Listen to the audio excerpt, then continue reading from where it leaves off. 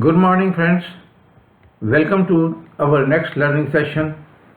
And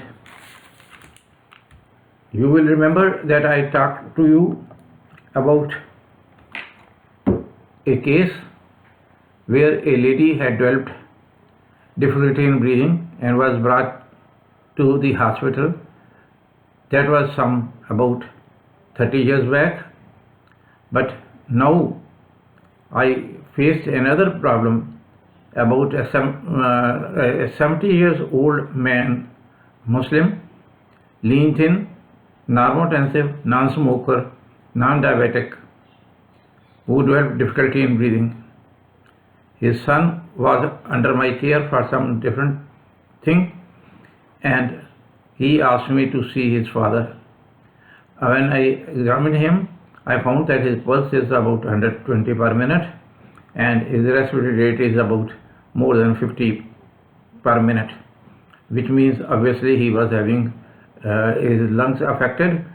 And when I examined his chest, I found a bronchial type of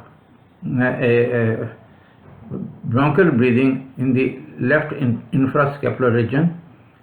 It was tubular type of bronchial breathing. Friends, tubular type of breathing is like when you are blowing through a pipe, like you are blowing through a tube or pipe. That type of feeling is given, and we call it tubular type of bronchial breathing. And this itself signifies that the sound is directly being conducted from the airways, that is the bronchioles, directly to the chest. The in between tissue has become solid, and solid tissue is a better conductor than the air itself. Having known this background, I had to start the treatment, and I put this patient on injection Micacin 500 mg twice daily intravenously, and injection Clefran 500 mg intravenously, 1 gram intravenously twice daily. Continued for 3 days, and patient started improving. By 6th day, I discharged the patient as he was feeling almost near normal, with the advice to continue injections for 2 more days.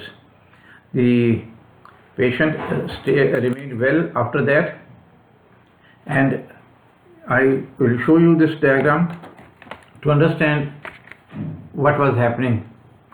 See, these are the picture of lungs.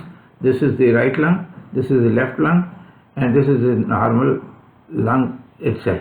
But this area, this is the abnormal area. See, I may try to make it more clear. This is the abnormal area. This is consolidation, or this is the area of pneumonia. Now, the lung contains air sacs in which the air moves from the atmosphere, and oxygen enters the blood, and carbon dioxide comes back into the alveoli, into the air sacs. And here in this picture, this air has gone out, and some liquid, some fluid has come in its place, making it a better conducting tissue. That is why we were hearing the bronchial breath sounds. Now see another diagram, how it would look in the X-ray chest.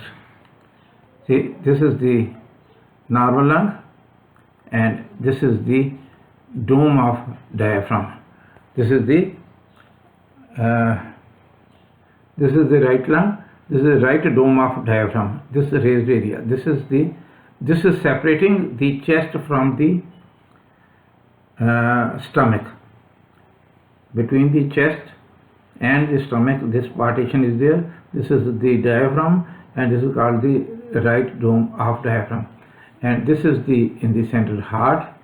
This portion, this is the heart, and this is the air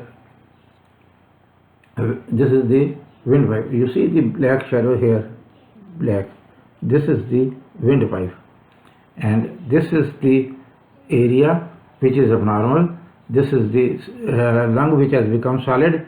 Air has gone out, which was to look like black. Now instead of looking black, it is now looking white, and this is the area of pneumonia. What is called solidification or consolidation of the lung. Now if we take a CT scan, then what will it look like? Now see, this is the normal, and this is the normal lung. This is normal lung, black shadow. You can see here black shadow, here black shadow, but this is white, this is white, this is the abnormal, this is the consolidated lung or pneumonia. Now don't confuse this with this thing, because these are two divisions of the windpipe. These are two divisions of the windpipe, and this is the area of the heart, which is coming here. Is the area of the heart. So this cannot be confused with this thing. This is the area of consolidation, that is the abnormal area or this thing. So friends, this is how this case was treated. Somebody can ask specifically, what is the cause of pneumonia? We know that pneumonia can be hospital acquired pneumonia, and it can be community acquired pneumonia.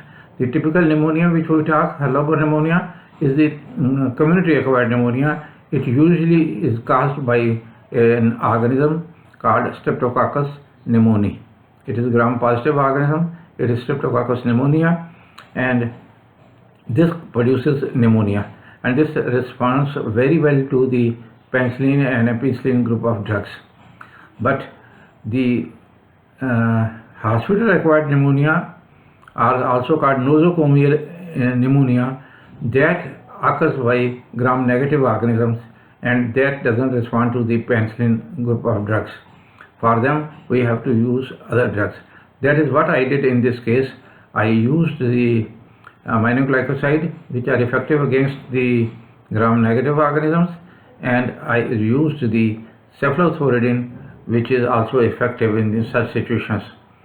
I was lucky that patient survived this difficult episode, and I got the appreciation for this thing unnecessarily.